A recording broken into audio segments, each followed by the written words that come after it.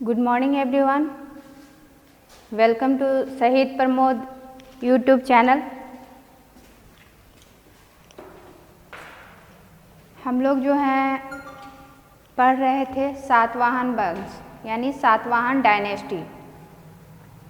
Satavahana dynasty में हम लोगों ने पढ़ा है सातवाहन वंश का मीनिंग क्या है, उसके राजवंश की उत्पत्ति कहाँ से हुई और उनके जो संस्थापक राजा थे सिमुक के विषय में पढ़ा।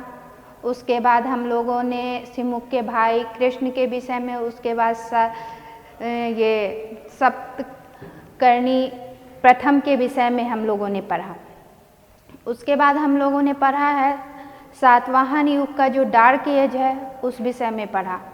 डार्क एज के बाद हम लोग आज पढ़ेंगे सातवाहन सत्ता का पुनरुद्धार गौतमीपुत्र सातकर्णी। यानी आज का जो हम लोग का टॉपिक है वह है गौतमीपुत्र सातकर्णी का। आपका कोर्स हो गया।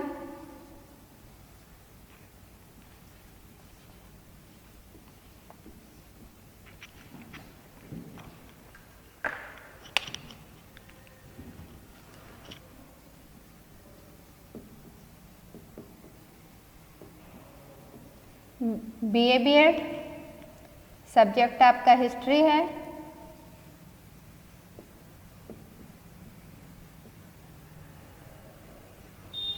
और टॉपिक है आपका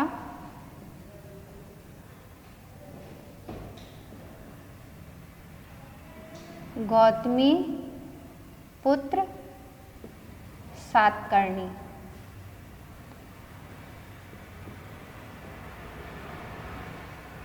तो आज हम लोग जो है मुख्य रूप से गौतमीपुत्र सातकर्णी के विषय में पढ़ेंगे। हम लोगों ने देखा कि जब सातवाहनों का जब डार्क एज आता है, डार्क एज के बाद जो है उनके डार्क एज में हाल एक ऐसे राजा हुए जो डार्क एज में खास स्थिति में थे। उसके बाद सातवाहन जो थे वह अपनी स्थिति को दास्ता में बहुत दिनों तक नहीं रख सके और इस स्थिति को उन्होंने गौतमीपुत्र सातकर्णी के नेतृत्व में जो है पुनः अपनी सत्ता को स्थापित करने में सफल हुए। पुनः अपनी सत्ता को जब वह स्थापित करते हैं तो सबसे पहले हम देखते हैं कि गौतमीपुत्र सातकर्णी जो है वह कौन थे और उनका जो है सोर्सेज जो है वो हमें कहाँ से मिलता है। तो गौतमीपुत्र सातकर्णी जो थे उनके पिता का नाम जो था वह शिवस्वाति था। पिता जो थे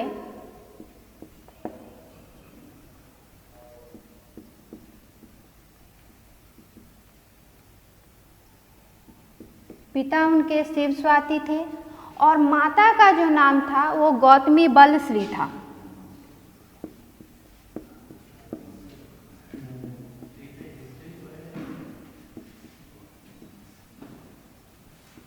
गौतमी बलश्री। तो ये तो इनका हुआ जन्म से रिलेटेड। और इनके पुत्र का नाम जो था वह पुलमावी था। इनके पुत्र का नाम क्या था? पुलमावी, जो हम बाद में पढ़ेंगे पुलमावी के विषय में, वाशिष्ठी पुत्र पुलमावी।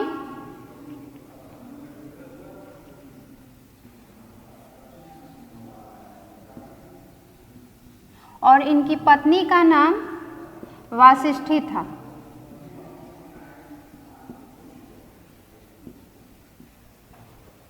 इनकी पत्नी का नाम जो था वह वाशिष्ठी था। और इनके जैसे हम लोग सोर्सेस के बारे में पढ़ते हैं तो पहले तो हम लोग ने सातवाहनों के सोर्सेस के बारे में पढ़ा है, पर आज हम यहाँ गौतमीपुत्र सातकर्णी के सोर्सेस के बारे में भी पढ़ेंगे, क्योंकि मुख्य रूप से हम लोग इन्हीं को पढ़ रहे हैं। तो इनके सोर्सेस के बारे में भी पढ़ेंगे कि इनका सोर्सेज जो है वो हमें कहाँ से मिलता है। तो इनके जो 2 नासिक गुहा लेख थे उससे हमको जानकारी मिलती है। कार्ले का जो गुहा लेख है, सोर्सेज जो है आपका सोर्स,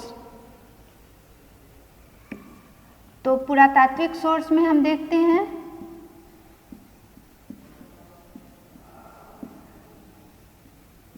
दो नासिक का लेख है।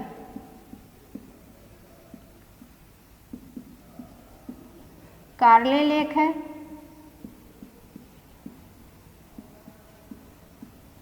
पुलमावी का शिलालेख है और बलश्री का शिलालेख।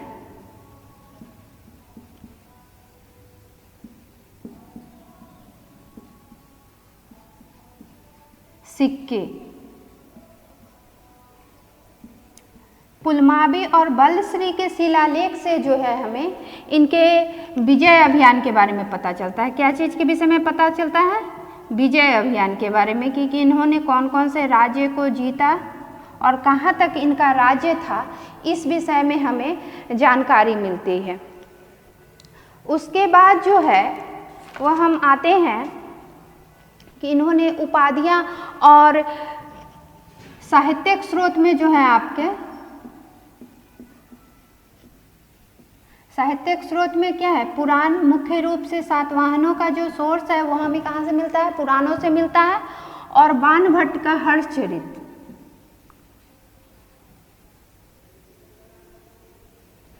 बाणभट्ट का हर्षचरित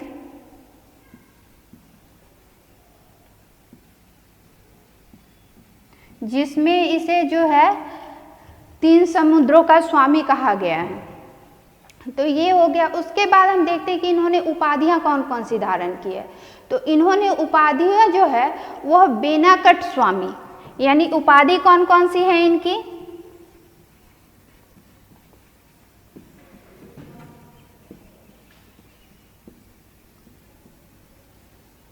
बेनाकट स्वामी उपाधि है इनकी। उसके बाद है सातवाहन प्रतिष्ठा का पुनर्संस्थापक, यानी सातवाहन प्रतिष्ठा का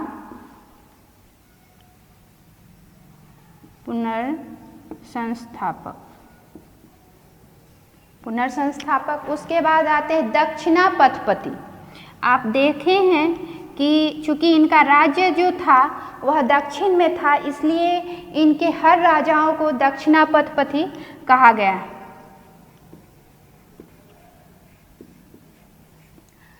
उसके बाद राजराजा, महाराज, स्वामी, इतनी उपाधियां इन्होंने धारण की है। इनके विषय में कहा जाता है कि इनके घोड़े जो थे वह 3 समुद्रों का पानी पीते थे। इनके घोड़े 3 समुद्रों का पानी पीते थे और इन्हें जो है त्रिसमुद्रीय पितवाहन, मैंने अगले क्लास में जिक्र किया था त्रिसमुद्रीय पितवाहन का। तो ये त्रिसमुद्रीय पितवाहन जो है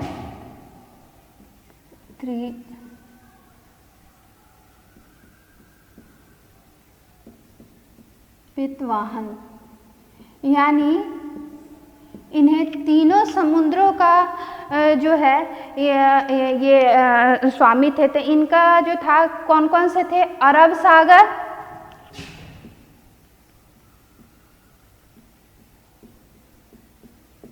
बंगाल की खाड़ी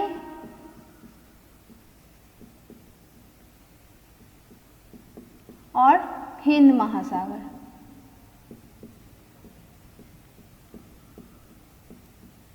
हिंद महासागर। तो ये जो थे ये, और बाणभट्ट मैंने जिक्र किया है साहित्यिक सोर्सेज में, तो बाणभट्ट ने इन्हें क्या कहा है? त्रिसमुद्राधिपति, यानी तीनों समुद्रों पर इनका आधिपत्य था, ऐसा इनके विषय में कहा जाता है। दूसरा है कि इन्हें जो है एक ब्राह्मण भी कहा जाता है, यानी पुराण में इन्हें एक ब्राह्मण शब्द से एक ब्राह्मण हम लोग ऐसे ही सोचे अरे एक ब्राह्मण का मतलब एक ब्राह्मण नहीं है। एक ब्राह्मण का मतलब है, इसमें कहा गया है वैदिक धर्म में उसकी प्रतिष्ठा से सूचित किया जाता है कि वैदिक धर्म की प्रतिष्ठा को इन्होंने बढ़ाया, यानी ब्राह्मणों का एकमात्र रक्षक। एक ब्राह्मण शब्द का मीनिंग है कि ब्राह्मणों का एकमात्र रक्षक जो है। और ये संबोधन जो इन्होंने किसने दिया है? आरजी भंडारकर, इतिहासकार आरजी भंडारकर जो हैं, आरजी भंडारकर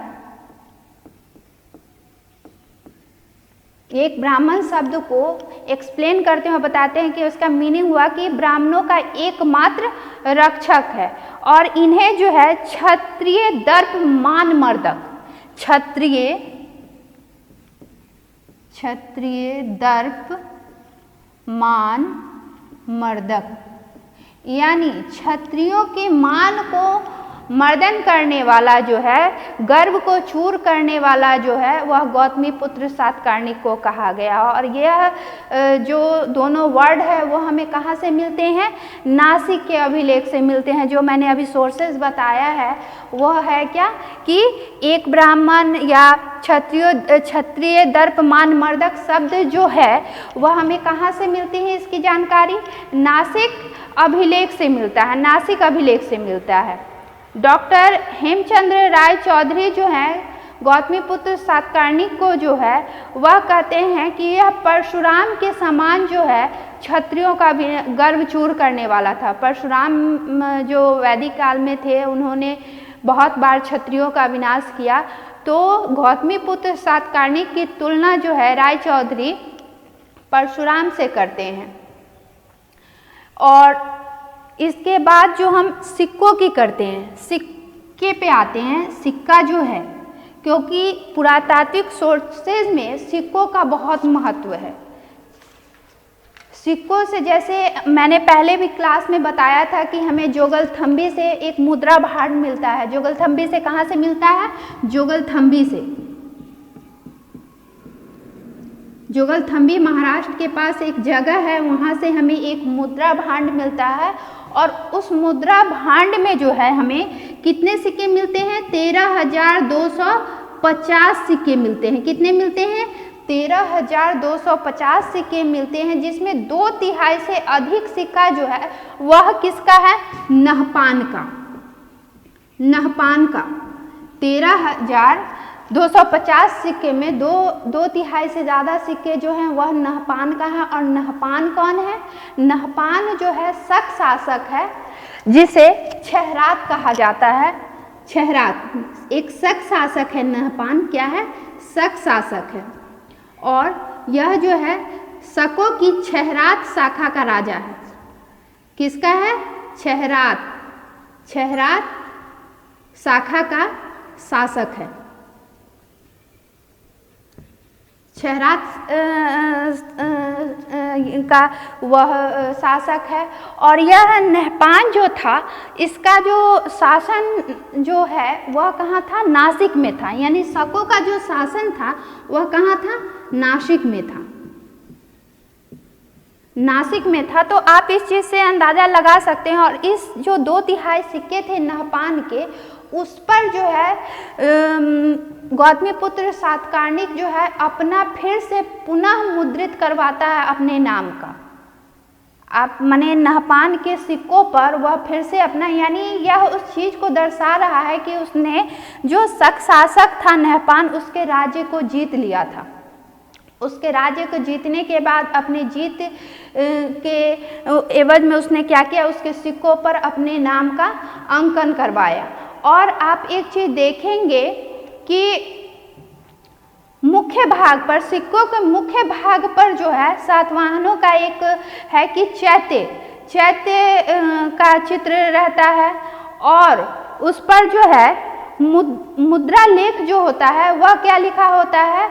रत्रो गौतमी पुत्रश, ये शब्द लिखा रहता है। और उस पर जो है नहपान, चूँकि वह शक शासक है इसलिए उस पर भी उसकी मुद्राएं लिखी थी जो ब्राह्मी और खरोष्टी लिपि में लिखी हुई थी। यह नहपान के मुद्रा लेख का अंश था।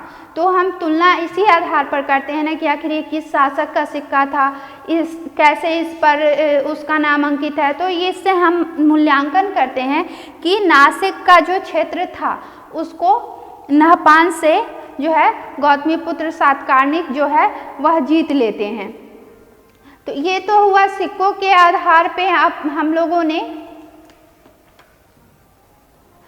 उनका जो है इतिहास जानने का प्रयास किया है। उसके बाद उनकी माता जो हैं गौतमी बलश्री, वो जो है अपना उनका जो शिलालेख है उसमें अपने पुत्र के विषय में, पुत्र के रूप के वर्णन के विषय में, यानी गौतमीपुत्र सातकर्णी का जो व्यक्तित्व है उसके विषय में वह कहती हैं कि वह पूर्णिमा के चंद्र के समान कांति से युक्त था।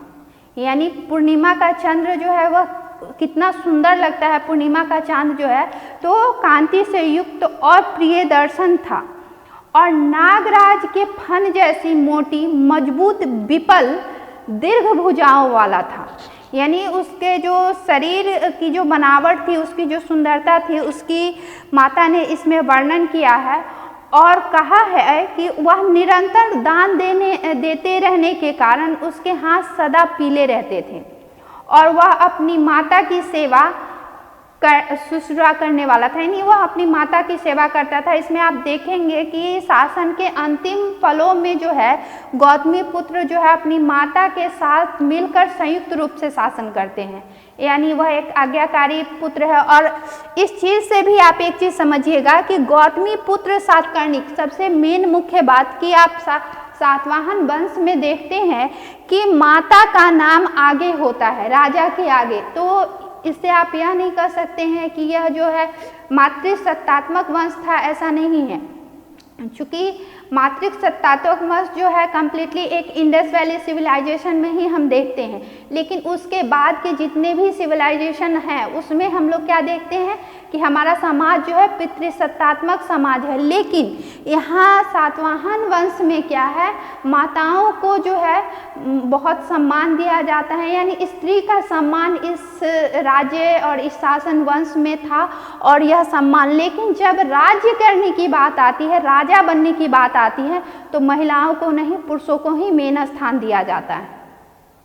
इसके बाद हम आते हैं सैनिक विजय पे, यानी कैसे उन्होंने सैनिक विजय किया। और इसका जो मेन शासनकाल जो है गौतमीपुत्र सातकर्णी का, वो 106 से 130 AD है। कितना है?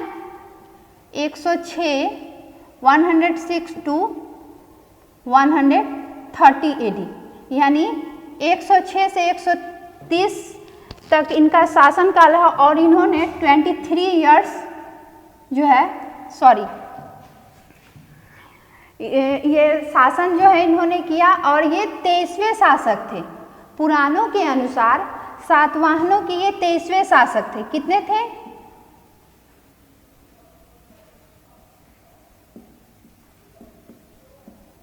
23वें शासक थे। ये क्रम में ये 23वें शासक थे और सातवाहन वंश के ये महानतम सम्राटों में इनकी गिनती होती है। और राज्यारोहण के बाद, यानी जब गौतमीपुत्र सातकर्णी के 106 ईस्वी में राजा बनते हैं, तो 16 वर्षों तक इन्होंने क्या किया कि अपने सैन्य शक्ति को, यानी राजा बनने के बाद अपनी सैन्य शक्ति को इन्होंने क्या किया, सुदृढ़ किया। और सुदृढ़ करने के बाद इन्होंने क्या किया, 17वें वर्ष में एक बड़ी सेना के साथ छहरात नरेश, नहपान तथा उषावदात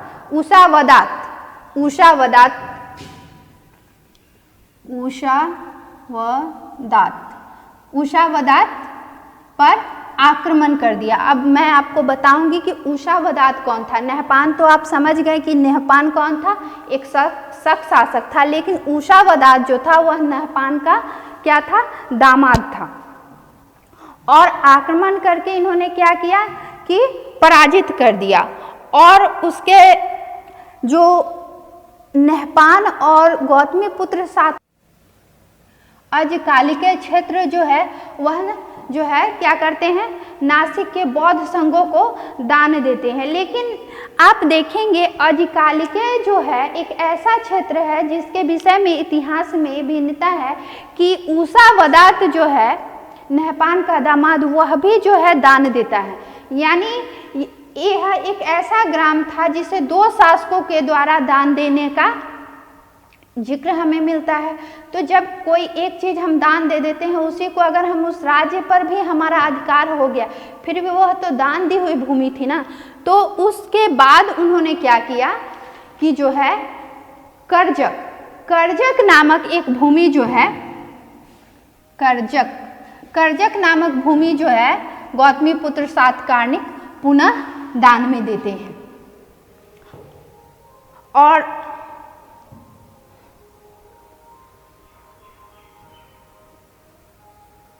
और उषावदात जो था वह नहपान का जो दामाद था और उसके बाद नासिक और पूना का वह राज्यपाल था।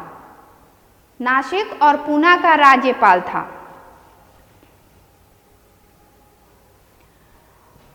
जब नहपान गौतमीपुत्र सातकर्णी ने नहपान के राज्य को जीत लिया और जीतने के बाद उसने जो है वहाँ के अमात्य को यह एक संदेश भेजा कि और उस संदेश में उन्होंने कहा कि मैं बेनाकट स्वामी हूँ। बेनाकट जो है एक नगर उन्होंने बसाया था गौतमीपुत्र सातकर्णी ने, और इसीलिए वह अपने आप को क्या है बेनाकट स्वामी कहते हैं। और यह एक बेनाकट स्वामी कहते हैं, और बेनाकट स्वामी कहने के पीछे एक रीजन है कि वह उससे पहले जो है शकों ने उनसे जीत लिया होगा और उसके बाद वह फिर उस पर आक्रमण करके जो है उस चीज को, उस राज्य को जीतते हैं।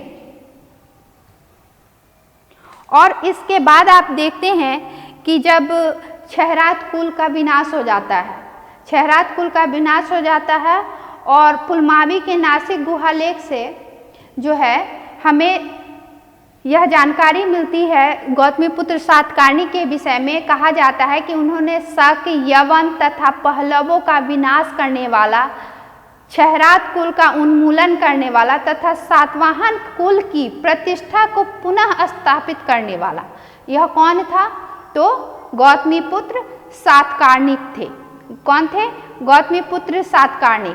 और गौतमीपुत्र सातकर्णी के जो पुत्र थे पुलमावी, उन्होंने अपने शासन के 19वें वर्ष में एक नासिक में एक लेख उत्कीर्ण करवाया था। उस पर उन्होंने 10 राज्यों का जिक्र किया है जो गौतमीपुत्र सातकर्णी ने विजित किए थे। किसने विजित किए थे? गौतमीपुत्र सातकर्णी ने। तो वह कौन कौन से राज्य थे?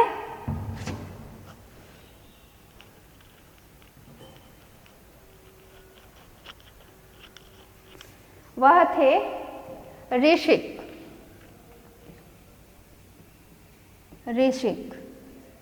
ऋषिक जो है वह कृष्णा नदी का तटीय प्रदेश था। ऋषिक क्या था? कृष्णा नदी का तटीय प्रदेश था। उसके बाद आता है अश्मक। मैंने अश्मक का जिक्र जो है जब आप लोगों को गौतम बुद्ध के समय मैंने आप लोगों को बताया था कि यह जो एक क्या था,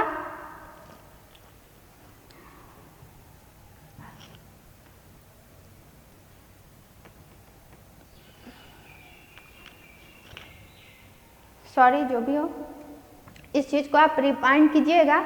और सुराष्ट्र था, सुराष्ट्र था। सुराष्ट्र जो है दक्षिण काठियावाड़ को कहा जाता है। सुराष्ट्र किसको कहा जाता है? दक्षिण काठियावाड़ को। उसके बाद आप देखते हैं कि कुकुर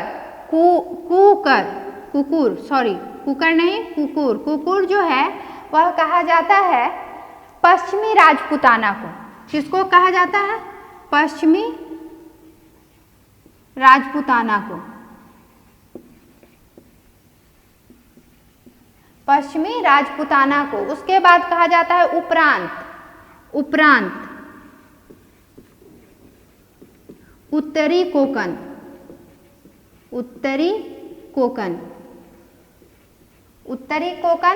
उसके बाद है अनूप यानी नर्मदा घाटी। अनूप जो था नर्मदा घाटी।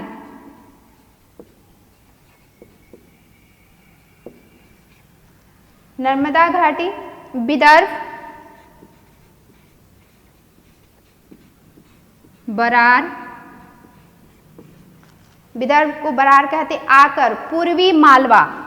आकर जो है कहाँ है? आकर पूर्वी मालवा। अवंती, अवंती ये कहाँ है? दक्षिणी मालवा। आज प्रेजेंट में यह कहाँ है? एमपी। पूर्वी मालवा और दक्षिणी मालवा जो कहाँ है? एमपी यानी मध्य प्रदेश। और इस प्रकार जो इनका राज्य है गौतमीपुत्र सातकर्णी का, वह उत्तर में मालवा तथा कठियावाड़ से लेकर दक्षिण में कृष्णा नदी तथा पूर्व में विदर्भ से पश्चिम कोंकण तक संपूर्ण प्रदेश गौतमीपुत्र के प्रत्यक्ष शासन में आ गया। तो ये तो हुआ गौतमीपुत्र सातकर्णी के विषय में। आपने इनका जो शासनकाल था, उनके सोर्सेस थे, उन्होंने किन किन राष्ट्रों को जीता, उस सिक्के से क्या जानकारी मिलती है, इन सारे विषयों को मैं पढ़ा। नासिक अभिलेख में उनकी प्रशंसा की गई, जी कहा गया कि जिसने अनेक युद्धों को जीता। गौतमीपुत्र सातकर्णी के विषय में कहा गया है कि जिसने अनेक युद्धों को जीता, जिसकी विजय पताका जो है अपराजित थी, यानी जब वह युद्ध की शुरुआत की तो उससे विजय पताका को, यानी उसकी विजय को कोई नहीं रोक सका, और जिसकी राजधानी जो है शत्रुओं द्वारा अनाक्रमणीय थी, यानी उसकी राजधानी पर शत्रु जो है वह आक्रमण नहीं करते थे, जो शक्ति में राम, कृष्ण, अर्जुन तथा भीमसेन के तुल्य था, तथा जो नहुस, जन्मेजय, सागर, याति, राम, अम्बरीश के समान तेजस्वी था। तो ये जो है गौतमीपुत्र सातकर्णी की प्रशंसा की गई है। तो ये गौतमीपुत्र सातकर्णी को आप लोगों ने समझा। इसके बाद हम आएंगे वासिष्ठिपुत्र पुलमावी पर। किस पर आएंगे? वासिष्ठिपुत्र पुलमावी पर।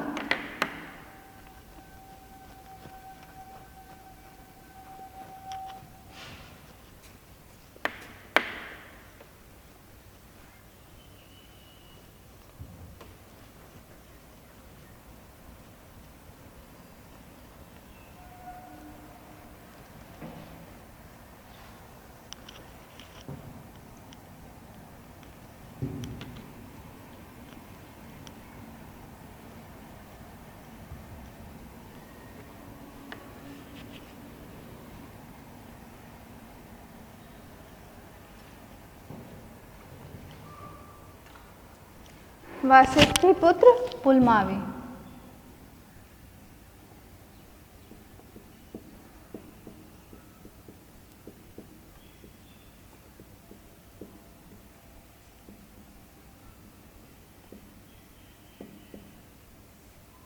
वासिष्ठिपुत्र पुलमावी, तो आप समझिए कि इनके पिता कौन थे। इनके पिता थे गौतमीपुत्र सातकर्णी और इनकी माता वासिष्ठी, जो सातकर्णी की जो थी वाइफ थी। तो आज हम चर्चा करते हैं पुलमावी पे। और इनका शासनकाल जो है वह कितना था? ड्यूरेशन 130 एडी से लेकर के 159 यानी 159 ईस्वी तक ये इनका शासनकाल रहा। और इनके शासनकाल की जानकारी जो है हमें नासिक और कार्ले गुफा लेख से मिलती है। और पुराण में जो है पुलमावी को किन किन नामों से पुकारा जाता है? तो वो है पुलोमा, पुलोमा, पुरोमणि, पुलोमा, पुरोमणि तथा पुलोमावी, पुलोमावी। ये पुराण में इन्हें संबोधन दिया गया है इन नामों से। और इनका जो शासन का जो अवधि था वह 28 से 29 वर्ष रहा। कितना था? 28 या 29 वर्ष। पुराण में यह वर्णित है कि इनका शासनकाल जो है 28 या 29 वर्ष था। और इनका जो युद्ध हुआ था वह जो था शकों के कार्दम शाखा से हुआ था। शकों के किस शाखा से हुआ था? कार्दम।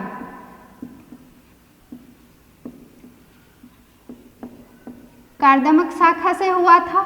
और कार्दमक शाखा जो है पहले तो हम यहाँ पर आपको एक चीज़ समझाने का प्रयास करते हैं कि शक की जो शाखा आई, भारत में जो शक आए तो वो 4 शाखाओं में बट गए। कितने शाखाओं में बट गए?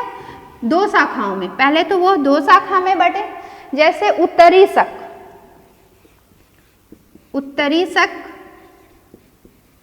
और उसके बाद क्या आते हैं? पश्चिमी शक।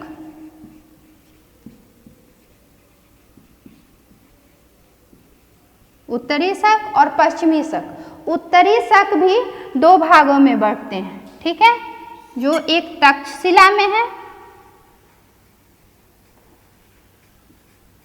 तक्षशिला, और दूसरा क्या है? मथुरा। तक्षशिला और मथुरा। अब पश्चिमी शक भी 2 भागों में बंटते हैं, एक तो नासिक और दूसरे कहाँ बढ़ते हैं? वह बढ़ते हैं कहाँ? उज्जैनी।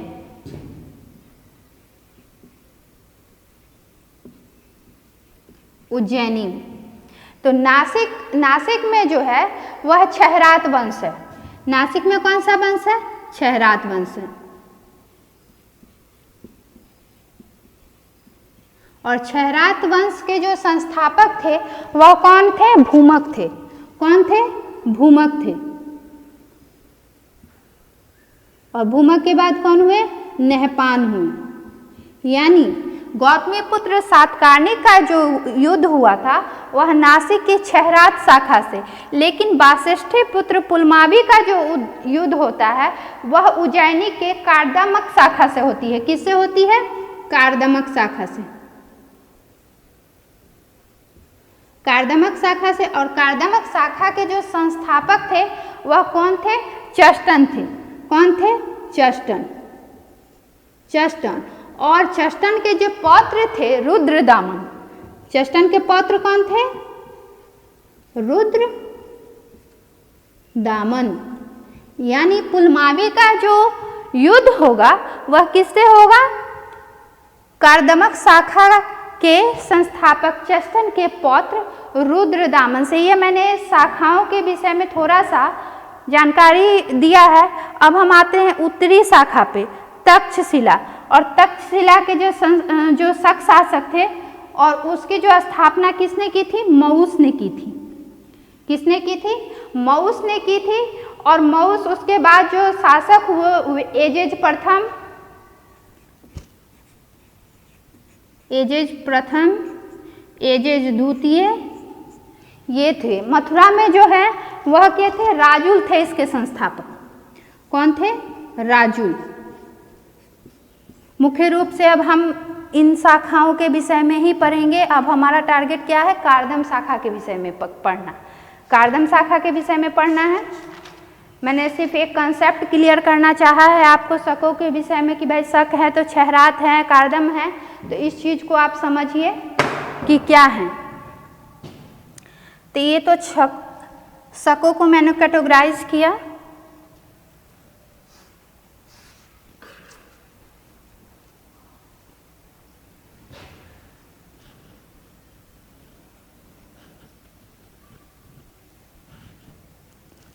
तो किससे होती हैं? हमें कार्दम शाखा के 2 शासकों पुलमावी जो थे कार्दम शक शाखा के 2 शासकों के समकालीन थे, जिसमें चपटन और रुद्रदामन आते हैं। और रुद्रदामन के विषय में हमें जानकारी कहाँ मिलती है? तो रुद्रदामन के विषय में हमें जानकारी जो मिलती है वह मिलती है जूनागढ़ अभिलेख से। कहाँ से मिलती है? जूनागढ़ अभिलेख से मिलती है। और जूनागढ़ अभिलेख से जो हमें जानकारी मिलती है, तो जूनागढ़ अभिलेख का आप देखेंगे कि जूनागढ़ कहाँ है? तो जूनागढ़ कहाँ है? सौराष्ट्र में है। जूनागढ़ कहाँ है? सौराष्ट्र में है। जूनागढ़ कहाँ है? सौराष्ट्र में। और जूनागढ़ अभिलेख का जो है, जूनागढ़ अभिलेख जो है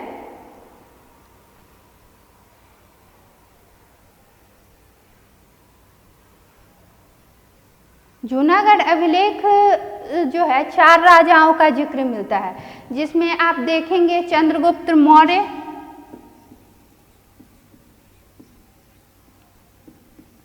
चंद्रगुप्त मौर्य। उसके बाद आप देखते हैं अशोक, उसके बाद हम आते हैं रुद्रदामन,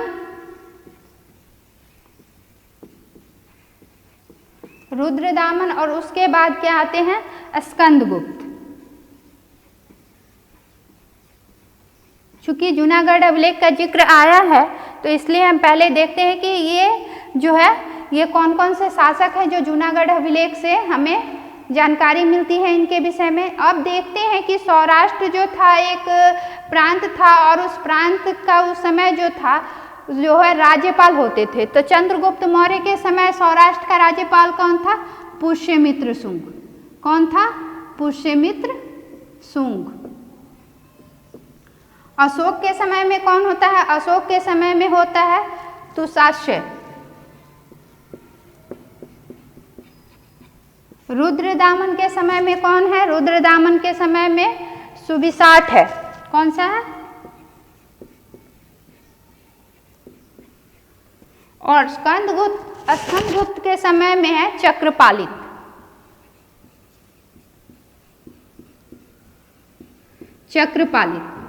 तो जूनागढ़ अभिलेख का जिक्र हम यहाँ पर इसलिए किए हैं कि जूनागढ़ अभिलेख से जो हमें जानकारी मिलती है कि चंद्रगुप्त मौर्य ने एक सुदर्शन नामक झील का जो है निर्माण करवाया था। क्या करवाया था? सुदर्शन नामक झील का निर्माण करवाया था सौराष्ट्र में। सुदर्शन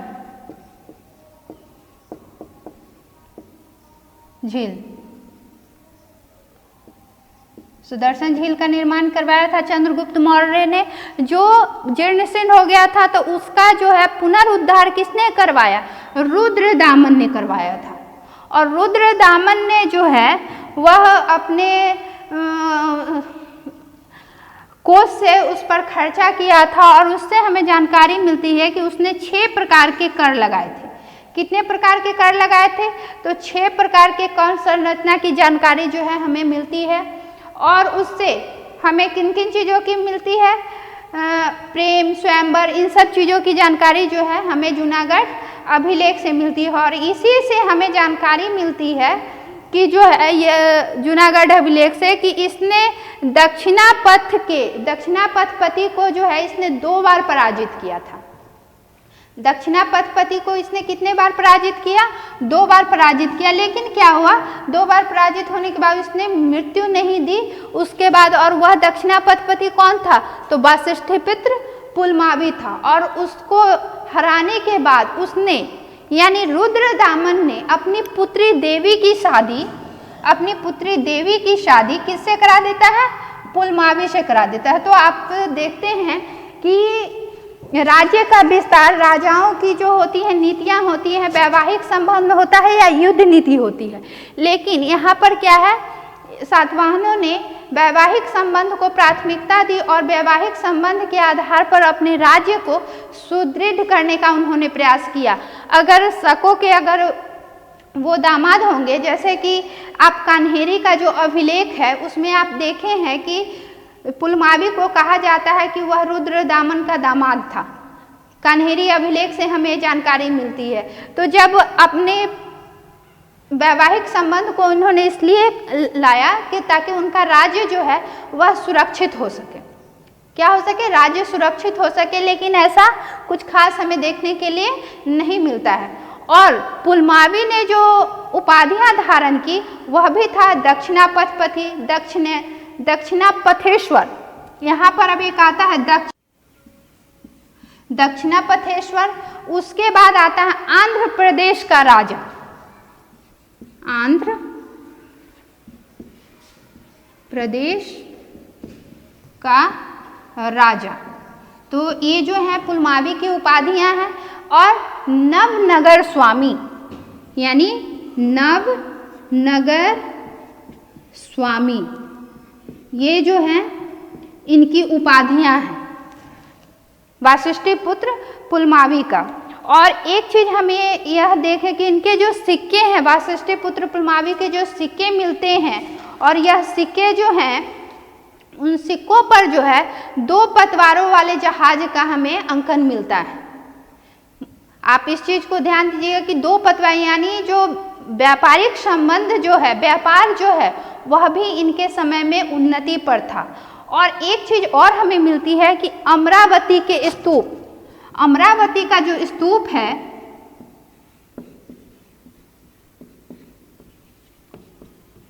स्तूप उसका पुनः संवर्धन किया जाता है पुलमावी के शासनकाल में। चूंकि आप देखते हैं कि सातवाहन जो है वह ब्राह्मण धर्म को मानते हैं, ब्राह्मण जाति से बिलोंग करते हैं, इनके समय में वैदिक धर्म का पुनः उद्धार होता है, लेकिन ये अन्य धर्मों को भी मान देते हैं। और अमरावती के स्तूप का वेस्टनी, अमरावती के स्तूप का जो वेस्टनी है यानी रेलिंग,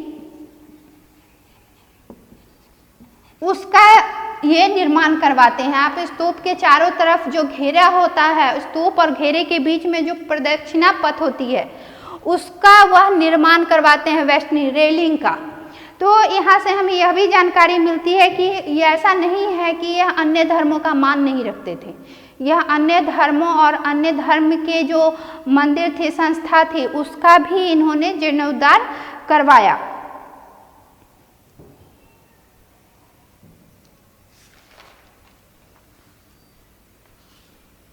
और इसके सिक्के जो हैं वह कृष्णा नदी के मुहाने से मिलते हैं। वशिष्ठपुत्र पुलमावी के सिक्के जो हैं वह कहाँ से मिलते हैं? कृष्णा नदी के मुहाने से मिलता है। तो ये हुआ वशिष्ठपुत्र पुलमावी के विषय में मैंने आप लोगों को बताया। अब हम आते हैं वशिष्ठपुत्र पुलमावी के बाद जो अन्य शासक हुए उसके विषय में हम थोड़ी सी बात करते हैं।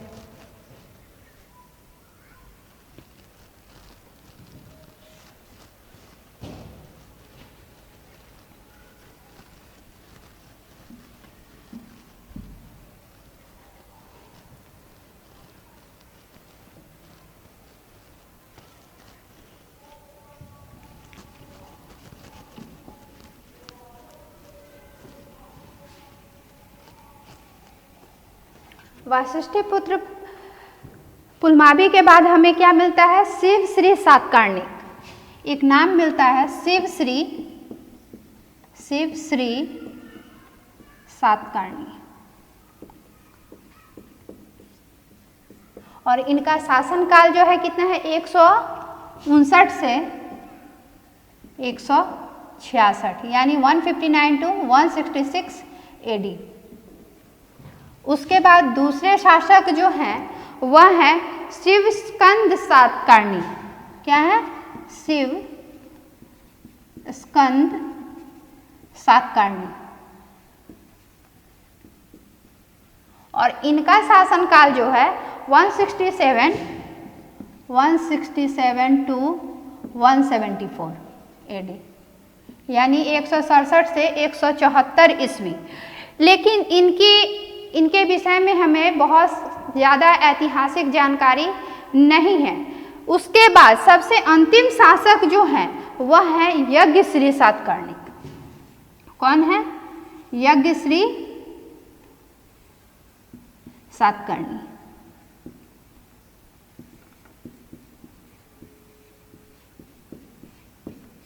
यज्ञश्री सातकर्णी है और इनका शासनकाल जो है 174 टू 203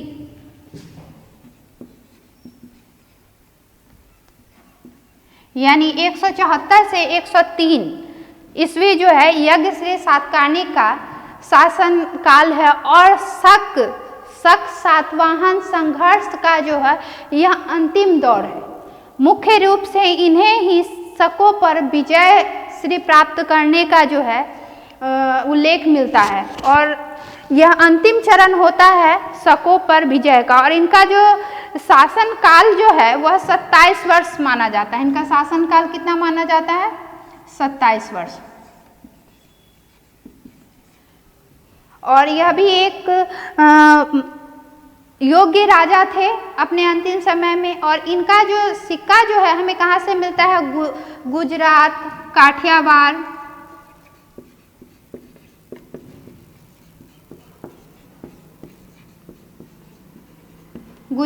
काठियावाड़, पूर्वी और पश्चिमी मालवा।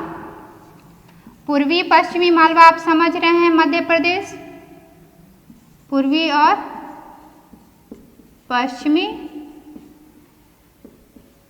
मालवा अवंती का जो क्षेत्र है वो आंध्र प्रदेश,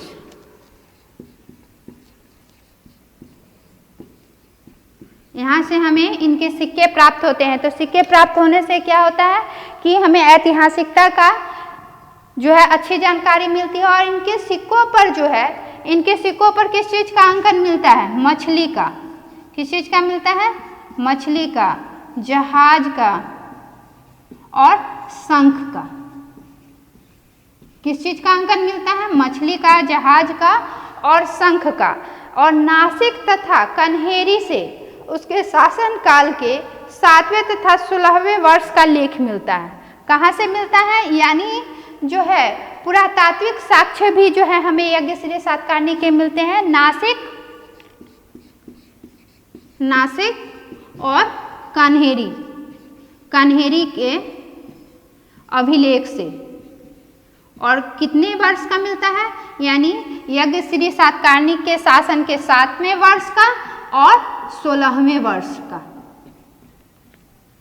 और इसके बाद हम देखते हैं कि ऐसा कोई राजा नहीं है जो सातवाहन वंश का जो परंपरा है, उसका जो राज्य की नीति है उसको बहुत आगे तक बढ़ाकर, लेकिन शासन तो बहुत लंबे समय तक रहा, लेकिन उनकी ऐतिहासिकता के विषय में हमें जानकारी नहीं है। और शकों में भी वैसे कोई राजा नहीं हुए जो आगे चल सके। और इसके बाद ही जो है सातवाहन वंश का जो है अवनति होता है, यानी वह उनका राज्य जो है समाप्त हो जाता है। तो आज आपका सातवाहन वंश जो है यहाँ समाप्त होता है। अब हम लोग नेक्स्ट चैप्टर में जो है सातवाहन समाज और संस्कृति के विषय में पढ़ेंगे।